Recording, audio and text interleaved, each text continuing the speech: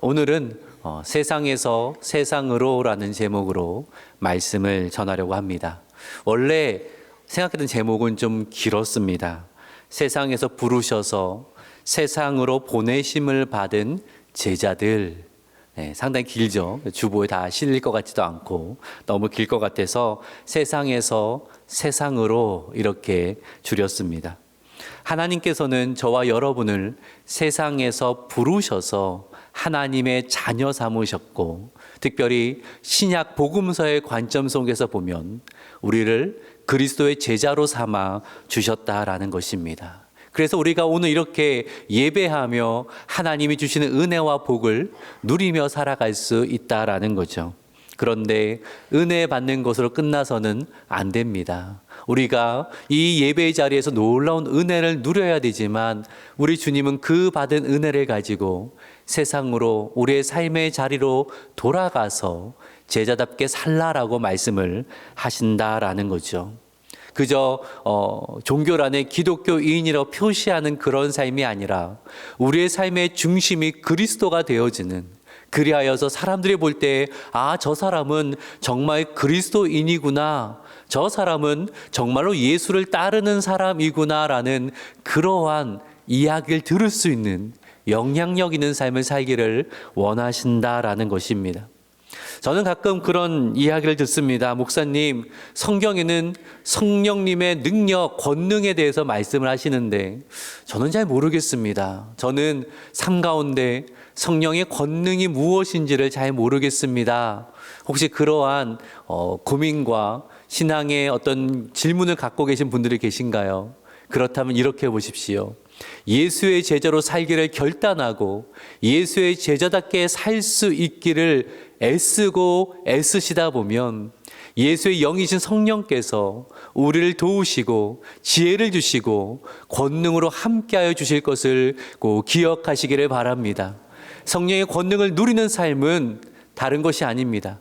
예수의 제자답게 살아갈 때에, 그리스도가 나의 중심이 되는 삶을 살아갈 때에 성령께서 놀랍게 우리의 삶 가운데 역사하여 주신다라는 사실을 우리는 꼭 기억해야 할 것입니다. 오늘의 이 문장, 다시 한번 원래 제목입니다. 좀 길죠? 이 문장을 같이 한번 읽어볼까요? 시작. 세상에서 부르셔서 세상으로 보내심을 받은 제자입니다. 길잖아요. 그래서 이걸 다 다루려고 하니까 안 되겠더라고요. 그래서 어제 설교를 쓰다가 한 번으로 안 되겠다. 그래서 오늘은 세상에서 부르심을 받은 제자라는 부분을 다루고, 이어서 다음 주에는 세상으로 보내심을 받은 제자에 대해서 함께 다루려고 합니다. 그래서 아까 자막을 보시는지 모르겠지만 주보에는 세상에서 세상으로라고 되어 있지만 자막에는 세상에서 세상으로 하고 가로 1이 있습니다. 파트 1입니다. 이 부분을 함께 다룰 때 오늘은 우리를 세상에서 구별하여 불러주신 그 은혜가 무엇인지를 함께 나누려고 합니다. 우리를 부르셔서 우리를 어떻게 다듬어 가기를 원하시는가를 함께 이야기를 하려고 합니다. 오늘 말씀을 통하여서 우리를 불러주신 그 은혜가 얼마나 놀라운 것인지를 깊이 알아가며 예수의 제자답게 또 결단하며 일어서는 귀한 시간 되시기를, 귀한 은혜가 있기를 주님의 이름으로 축복합니다. 아멘. 자, 오늘 본문은 예수님이 12 제자를 무리들 가운데 택하시는 이야기가 나옵니다. 자, 여기에 예수님께서 우리를 예수의 제자로 부르신 의미가 무엇인지가 잘 나오는데요. 오늘은 세 개의 단어를 중점적으로 살펴보면서 오늘 우리의 부르심의 의미를 한번 되새겨 보려고 합니다. 자, 먼저 단어는 찾아오심입니다. 찾아오심. 자, 한번 살펴볼까요? 마가복음 3장 13절의 말씀을 같이 읽습니다. 시작. 또 산에 오르사 자기가 원하는 자들을 부르시니 나아온지라. 이 구절에서 먼저 보기를 원한 단어는 부르시니입니다. 부르시니, 예수님께서 무리들 중에서 12 사람을 부르셔서 제자로 삼으셨다라는 거예요. 복음서를 보세요. 이 12 사도들 중에 단 한 사람도 예수님을 찾아와서는 예수님, 주님 나를 제자로 삼아 주십시오라고 간청하여서 사도가 된, 제자가 된 사람은 없습니다.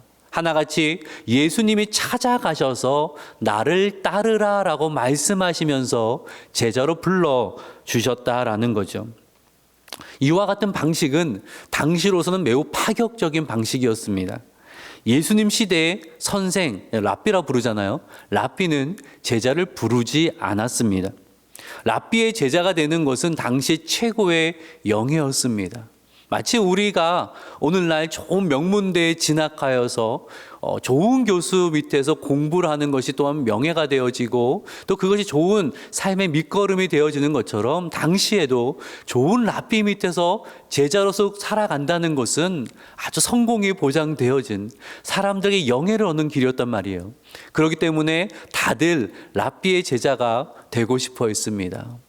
되고 싶은 사람이 많으니까 되는 것은 쉬운 일이 아니었겠죠. 더군다나 좋은 랍비의, 명성 있는 랍비의 제자가 된다라는 것은 어떨까요? 많은 사람들이 그 랍비의 제자가 되고 싶어 하니까 랍비는 어떻게 하면 되니까? 찾아가 부르는 것이 아니라 선발하면 되는 것입니다. 여러분이 그런 랍비라면 어떤 사람을 선발하겠습니까? 똑똑한 사람? 그렇지 않겠어요? 그리고 좋은 가문에서 반듯하게 자란 사람, 어릴 적부터 율법을 잘 배워서 알고 또 율법대로 살아가는 그러한 신앙심이 있는 사람, 어릴 적부터 엘리트로 그렇게 자라서 이 사람을 내 제자로 삼으면 이 제자를 통해서 내 명성이 더 올라가겠다. 이런 엘리트들을 추려서 제자로 삼지 않겠습니까? 그렇죠. 그것이 당시에 랍비의 제자가 되는 방식이었습니다. 예수님도요, 우리는 하나님의 아들이신 걸 분명히 알지만 이런 랍비와 제자의 관계 속에 있는 문화 속에서 예수님도 랍비 중에 한 분이었습니다. 그것도 아주 뛰어난 랍비, 떠오르는 스타와 같은 랍비였다라는 거예요. 많은 사람들은 예수님의 말씀이 그 권위가 있음을 알았습니다. 그 행함의 능력이 있음을 알았습니다. 그러니 예수님 가만히 계셔도 각지에서 아주 엘리트들이 몰려와서 예수님 저를 제자로 삼아 주십시오라고 간청을 했을 겁니다.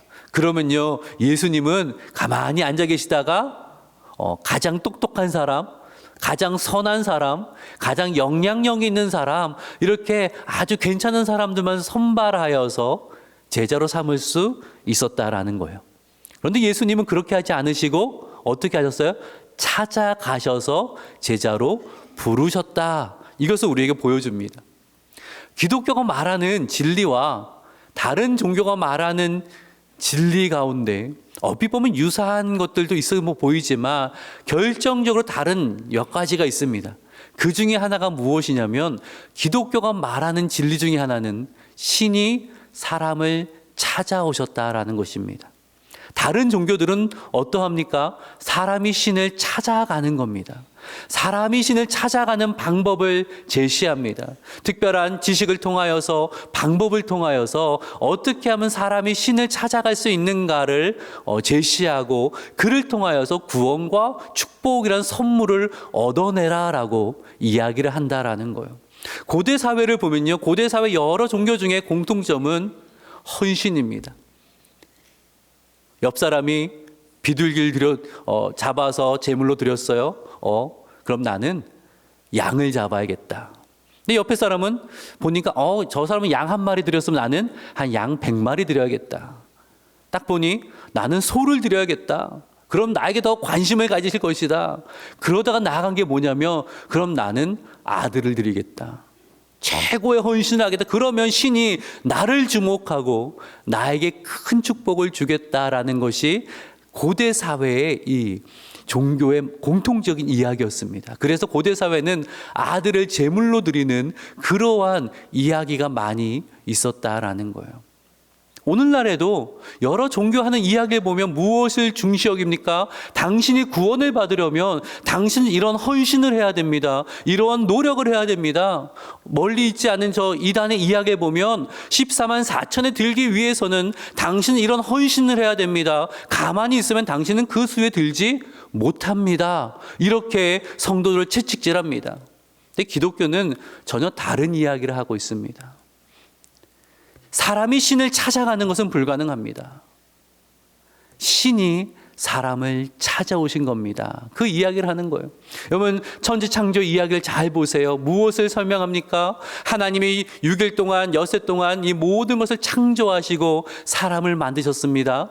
그리고 그냥 멀리서 지켜보셨나요? 아니요. 찾아오십니다.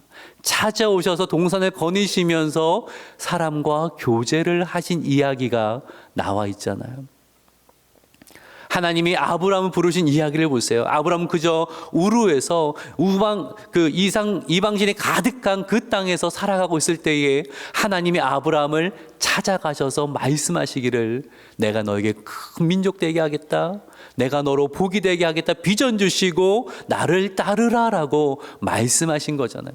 복음서 이야기가 무엇입니까? 하나님이 찾아오시는 이번에 아예 사람이 되어서 찾아오신 거예요. 성자 하나님이 성육신하셔서 사람이 되셔서 사람과 함께 사시면서 사람들에게 하나님 나라의 진리를 알려주시고 하나님 나라의 치유와 회복을 증거하시는 이야기가 복음서의 이야기죠. 그리고 사람이 하나님을 찾아갈 수 없으니 그분이 길이 되시기 위하여서 십자가의 자신의 화목제물로 드리신 이야기가 우리가 아는 예수님의 이야기라는 거예요. 그를 통해서 하나님이 구원을 준비하셔서 구원을 선물로 찾아와 주신 이야기가 성경이 말하는 구원의 이야기입니다. 우리가 지금 이 자리에 있는 것은 내가 결단한 것 같지만 하나님이 우리를 찾아오신 거예요. 부모님을 통하여서 또 친구를 통하여서 이웃을 통하여서 여러 사건들을 통하 환경들을 통하여서 하나님 나라를 찾아오시고 부르셔서 은혜 받아서 이 자리에 나온 줄로 믿습니다. 그럼 이 모든 것이 하나님의 은혜라는 거예요. 자랑할 것이 없는 겁니다. 그럼 왜 하나님은 나를 찾아오셨는가? 중요한 단어가 있는데요. 두 번째 단어 한번 볼까요? 같이 한번 읽습니다. 시작. 원하심입니다. 찾아오심이라는 것이 첫 번째 단어였다면 두 번째 단어는 원하심입니다. 오늘 본문에 나온 12제의 면면을 살펴보면 예수님은 어떤 기준을 가지고 부르셨지 참 모호합니다. 이 3장 16절부터 18절까지의 말씀 쭉 보면 이 제자를 세우신 이야기가 있는데요. 16절을 한번 볼까요? 읽어보겠습니다. 시작. 이 12를 세우셨으니 시몬에게는 베드로라는 이름을 더하셨고 17절도 같이 읽습니다. 시작. 또 세베대 아들 야고보와 야고보의 형제 요한이니 이 둘에게는 보아너게 곧 우레의 아들이라는 이름을 더하셨으며 베드로, 야고보, 요한 예수님의 핵심 제자 중에 핵심 3명의 그룹이었습니다. 왜 이들의 핵심 그룹으로 삼아주셨는가? 이들이 뭐 하는 사람이었어요? 갈릴리의 어부였습니다. 예수님은 그들이 가진 지식을 보신 것 같지 않아요. 분명하죠. 많이 공부한 사람들이 아닙니다. 세상에 권력을 가지고 있는 사람도 아닙니다. 그저 하루하루 어부잡이를 통하여서 생계를 유지했던 그러한 사람들이었습니다. 무엇을 보고 3명의 핵심 제자를 꼽으셨을까? 더 놀라운 것은 18절에 있는데요. 우리 18절의 말씀도 같이 한번 읽어봅니다. 시작. 빌립과 바돌로메와 마테와 도마와 알페 아들 야고보와 및 다데오와 가나나인 시몬이며 그리고 가룟 유다가 이제 19절에 나오는데요. 이 구절을 보시면 정말 섞일 수 없는 물과 기름 같은 존재 두 사람이 등장을 합니다. 누굴까요? 마테와 가나나인 시몬입니다. 그럼 마테의 직업이 무엇이었어요? 레위라고 배웠었죠. 직업이 뭐였어요? 네, 하나님이 잊어버림의 선물을 주셔서 시련도 잊어버리고 말씀도 잊어버리고. 네. 마태의 직업은 세리였죠. 레위를 부르신 것, 그 이름은 마태라고 했습니다. 세리였습니다. 세리는 뭐 하는 사람입니까? 세금을 걷는 사람인데 특별히 로마 정부에 서서 백성들에게 과도한 세금을 부과해서 거둠으로 자신의 배를 불렸던 그러한 사람이 세리였습니다. 마태는 그런 사람이었어요. 그럼 가나나인 시몬은 어떤 사람인가? 왜 이 가나나인이라 부르냐면 가나나인은 열심당원이라는 뜻입니다. 열심당원. 뭔가 열심히 특별할 것 같지 않은 열심당원이니까 정말 그런 사람이에요. 어느 정도냐면 하나님의 뜻에 거슬린 자는 죽여도 된다. 이 정도로 과격한 사람들이었어요. 그러니 로마를 따르는 사람들은 제거해야 된다라는 이야기를 했고 실제적으로 과격한 행동들을 서슴지 않았던 사람들이 바로 열심당원이었어요. 그 사람이 시몬입니다. 그러니 시몬이 보기엔 마태는요 어떤 사람이요? 저거 죽여도 될 사람, 그런 사람이요. 마태가 보기에 시몬은 시대의 흐름을 읽지 못하는 무식하고 과격한 사람, 그런 사람이 시몬이에요. 마태와 시몬은 어울리지 않는 사람이에요. 그러니 예수님이 뭔가 잘 어울릴 것 같은 그런 사람을 부르신 것도 아니라는 거죠. 어떠한 사람을 부르셨는가? 다시 13절과 14절 상반절을 한번 보겠습니다. 같이 한번 읽어볼까요? 시작. 자기가 원하는 자들을 부르시니 나온지라 이에 12를 세우셨으니. 부르심의 기준이 무엇입니까? 뭐가 기준이에요? 네, 예수님의 마음이 기준이에요. 예수님이 원하셔서 미리 정해 놓으신 거예요. 원하셔서 정하시고 부르셨다라는 것입니다. 그거밖에 이유가 없어요. 예수님이 원하셔서 부르셨다라는 거예요. 성경을 보면 하나님이 우리를 부르신 이유가 잘 나오는데요. 에베소서 1장 4절의 말씀을 같이 한번 봅시다. 시작. 그리스도 안에서 우리를 택하사 우리로 사랑 안에서 그 앞에 거룩하고 흠이 없게 하시려고. 저와 여러분은 언제 택하셨어요?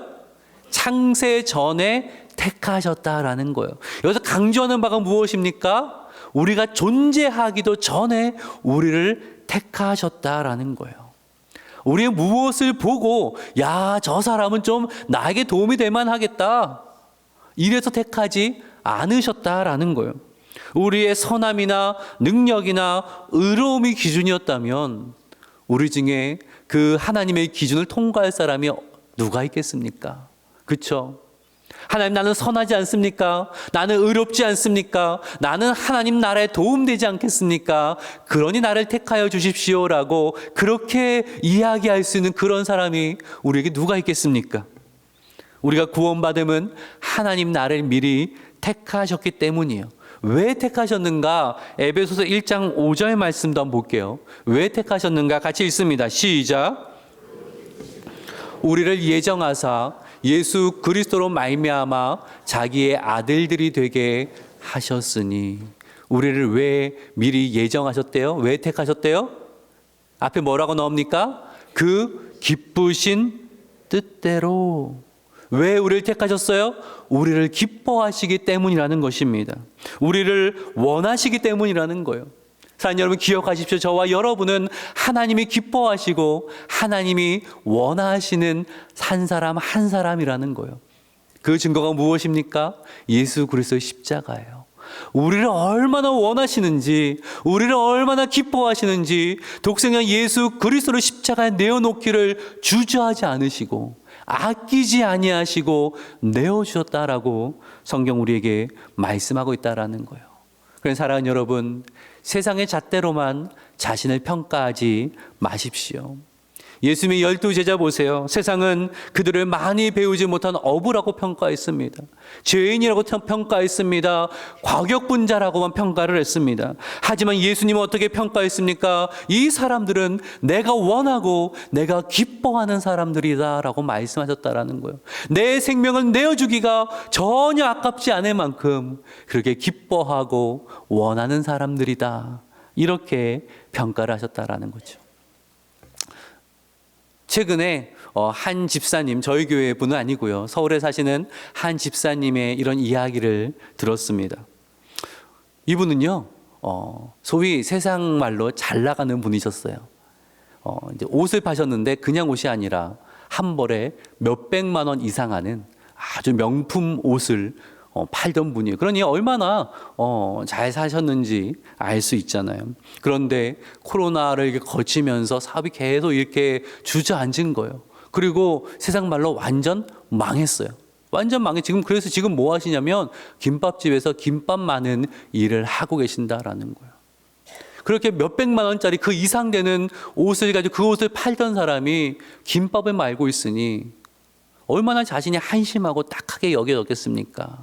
그러니까 예전에 만났던 그 사람들, 예전에 교제된 사람들을 다시 만나고 싶지 않더라는 거예요. 너무나 한심하고 초라하고. 그런데 말씀을 통해서 은혜를 경험하고 나니까 달라지더래요. 내가 지금 김밥 말고 있는 것이 전혀 부끄럽지가 않더래요. 예전에 내가 세상에 잘 나갈 때에 그때 만났던 사람들 만나도 아무렇지가 않대요.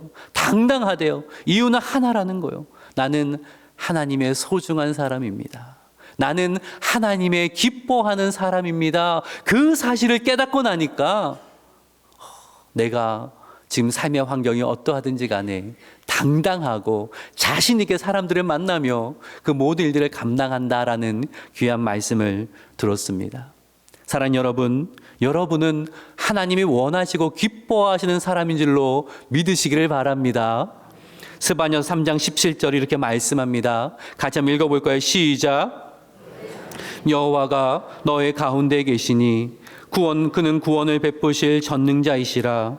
그가 너로 말미암아 기쁨을 이기지 못하시며 너를 잠잠히 사랑하시며 너로 말미암아 즐거이 부르며 기뻐하시리라 하리라. 아멘. 여러분, 이 스바냐 3장 17절 말씀은 꼭 표시해 두세요. 마음이 흔들릴 때마다 이 말씀 읽어보세요. 내가 어떤 사람인가? 내가 어떤 사람인가? 여러분, 세상의 잣대 속에 나를 바라보지 마시고 하나님 나를 어떻게 바라보시는가? 나로 말미암아 이 기쁨을 이기지 못하신대요. 나를 사랑하시고 나로 말미암아 뭐 하신다요? 즐거이 노래를 부르신대요. 내가 얼마나 좋은지. 저와 여러분 그런 사람입니다. 하나님의 기쁨이 되어지는, 하나님의 기쁨 되어지는, 하나님이 춤추시게 하는 그러한 사람이 저와 여러분의 존재라는 거예요. 꼭 기억하시길 바랍니다. 아멘. 우리는 찾아오심, 원하심이란 두 단어를 봤고요. 마지막으로 함께하심이란 단어를 좀 보려고 합니다. 마가복음 3장 14절의 말씀을 보시면 이렇게 나옵니다. 이에 12를 세우셨으니 이는 왜냐하면 같이 읽어봅시다. 시작. 자기와 함께 있게 하시고. 제자를 부르셨으니 일을 시키려나? 아니요. 예수님의 첫 번째 목적은 함께 있기를 원하셨던 거예요. 왜 함께 있고 싶어 하셨을까요? 사랑하시니까, 원하시니까. 그리고 또 하나는 중요한 이유가 있습니다. 함께 있다 보면요, 어떻게 돼요? 배워요. 닮아가요. 예수님은 함께 있으시면 나를 배우고 나를 닮으라라고 하는 거예요. 최근에 로이스 티어베르그의 랍비 예수라는 책을 쭉 읽었는데요. 이 책은 1세기의 이 랍비 문화, 유대인의 그 문화 속에서 예수님의 말씀을 해석하고 풀어가는 책입니다. 그래서 재미있게 읽었는데 그 책을 읽으면서 예수님이 나를 따르라라는 의미가 무엇인지를 생생하게 보여주는 글귀가 있어서 제가 그것을 메모하고 이 시간에 소개를 하는데요. 이렇게 되어 있습니다. 랍비에게 배우려면 그의 흙먼지를 뒤집어 써야 한다. 랍비에게 배우려면 그의 흙먼지를 뒤집어 써야 된다. 이게 무슨 말일까 하는데 설명을 보니까 가까이, 그때는 이제 샌들 신고 그 사막 이런 지대잖아요. 그러니까 흙먼지가 많아요. 얼마나 가까이 할 정도면 랍비의 흙먼지를 뒤집어 쓸 정도로 바짝 붙어서 그렇게 따라가야 된다라는 거예요. 그래서 그 책에 어떤 글을 보니까 한 랍비는 이렇게 얘기하더라고요. 나는 랍비의 신발끈 매는 방식부터 배웠다. 그 정도로 가까이 배우려고 노력하는 그것이 한 랍비의 제자가 된다라는 의미라는 거예요. 예수님께서 나를 따르라라고 부르신 것은 바로 이런 의미입니다. 나를 바짝 따라와라. 나를 바짝 붙어서 나를 따라와서 나의 모든 것을 배워라라고 말씀하신다라는 거예요. 왜요? 예수님을 배우라는 거예요. 예수님을 닮아가라는 거예요. 하나님께 저와 여러분을 미리 택하고 부르실 때 정하신 사실이 있는데 로마서 8장 29절의 말씀을 같이 한번 읽어볼까요? 시작. 아신 자들 또한 그 아들의 형상을 본받게 하기 위하여 미리 정하셨으니 이 능그로 많은 형제 중에서 맏아들이 되게 하려 하심이니라. 아멘. 무엇을 미리 정하셨어요? 뭘 정하셨어요? 아들의 형상을 본받게 하는 것을 미리 정하셨어요. 하나님께서 저와 여러분의 삶의 방향을 정해 놓으셨는데 그 방향이 무엇입니까? 예수님의 방향이. 예수가 우리의 삶의 방향이라는 거예요. 하나님을 정하셨기 때문에 포기하지 않고 그렇게 저와 여러분을 이끌어 가신다라는 거예요. 예수께로 가까이 우리를 그렇게 인도하여 가신다라는 거예요. 우리는 당장 지금의 문제가 좀 해결됐으면 좋겠고, 우리는 지금의 어려움이 좀 빨리 사라지면 좋겠고, 우리는 지금의 소원이 빨리 이루어지기를 원하는데, 하나님은요, 먼저 우리의 방향을 점검하세요. 이 모든 일들을 통하여서 우리의 방향이 예수께로 다시 맞춰지기를 원하시는 거예요. 이 모든 것을 통하여서 다시금 예수께 바짝 붙어 있도록 하나님 우리를 만들어 가신다라는 거예요. 그를 통해 하나님이 이루실 일이 있어요. 에베소서 1장 12절의 말씀 참 제가 좋아하는 말씀인데 같이 한번 읽어봅시다. 시작. 이는 우리가 그리스도 안에서 전부터 바라던 그의 영광의 찬송이 되게 하려 하심이라. 아멘. 뭐가 되게 하신다고요? 하나님의 영광의 찬송이 되게 하려 하신대요. 우리 말씀 전에 우리 시온 찬양대가 아름다운 찬양으로 찬송으로 하나님께 영광을 드렸잖아요. 아름다운 멜로디로 영광을 드렸는데 하나님은요, 우리의 삶이 하나님의 영광을 드러내는 아름다운 멜로디가 되게 하신다라는 거예요. 목사님, 저는 나이가 많고요. 저는 가난하고요. 저는 많이 못 배웠고요. 저는 이룬 것이 없고요. 저는 부족하고 저는 신앙이 연약하고요. 하나님 아세요. 다 아시는데 하나님은요, 그런 삶 가운데서 하나님은 반드시 이루실 일이 있는데 여러분의 삶이 하나님의 영광의 찬송이 되게 하신다라는 거예요. 여러분의 삶을 통하여서 하나님의 영광이 드러나는 아름다운 멜로디가 되게 하신다라는 거예요. 하나님 그것을 반드시 이루어 가신다라는 것입니다. 하나님 그 일을 포기하지 않으신다라는 것입니다. 하나님은요, 다른 것을 통해서 영광 받기를 원하시는 것이 아니라 저와 여러분을 통하여서 하나님은 영광을 받겠다라고 말씀하신다라는 거죠. 그래서 우리 하나님 나에게로 와라. 나에게로 와서 나에게서 배우고 나를 통해 변화될 것을 말씀하시는 거예요. 아가서 2장 10절의 말씀을 같이 한번 읽어봅시다. 시작.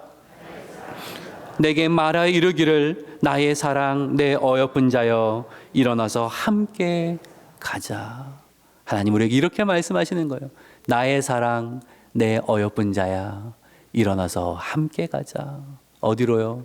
하나님의 영광의 찬송이 되어지는 그 삶을 향하여서 함께 가자라고 우리에게 말씀하고 있다라는 거예요. 그러니 사랑하는 여러분, 여러분의 마음의 문을 하나님께 열어드리십시오. 사랑한 자 나와 함께 하자라고 말씀하신 그 하나님 앞에 가까이 나아가십시오. 그럴 때 하나님이 우리를 조금씩 변화시켜 주실 줄로 믿습니다.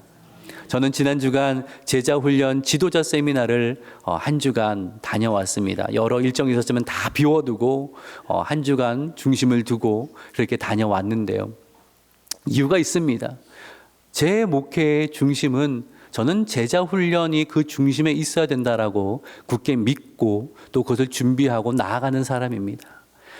동산교회 성도면, 동산교회 직분자면, 동산교회에서 봉사를 하는 분이라면 제자훈련을 받아야지라는 그 마음이 들고 또 신청하고 하는 것이 저의 목회의 비전 중에 하나입니다. 그것이 왜 그러냐면요, 이유는 딱 하나예요. 매일 말씀을 묵상하고 매일 기도하고 매일 큐티하고 말씀이 내 나를 훑어게 함을 통하여서 나를 다듬으시고 나를 하나님의 영광의 찬송이 되게 만들어 가시는 그 하나님을 가까이 하시도록 돕고 계시기 때문이에요. 그럴 때 우리의 삶 가운데 변화가 일어나게 되는 것입니다. 사랑하는 하나님은 여러분 한 사람 한 사람을 그냥 부르신 것이 아니에요. 그냥 시시한 인생 살라고 부르신 거 아니에요. 하나님 모르는 사람도 할 수 있는 그런 거 하라고 부르신 거 아니에요. 하나님의 영광의 찬송이 되게 하시려고, 여러분의 삶 가운데 하나님의 영광을 드러나게 하시려고, 하나님의 아름다운 멜로디가 되게 하시려고 여러분을 부르셨다라는 사실을 꼭 기억하시기를 주님의 이름으로 부탁드립니다. 아멘. 두 문장으로 설교를 정리합니다. 첫 번째 문장 같이 읽어봅시다. 시작. 기뻐하시고 원하셔서 세상 나를 부르셨습니다. 다른 거 하나도 없습니다. 나를 사랑하셔서, 나를 기뻐하셔서, 나를 원하셔서 많은 사람 중에 여러분을 택하여 부르셨음을 꼭 기억하십시오. 두 번째 문장 같이 읽습니다. 시작.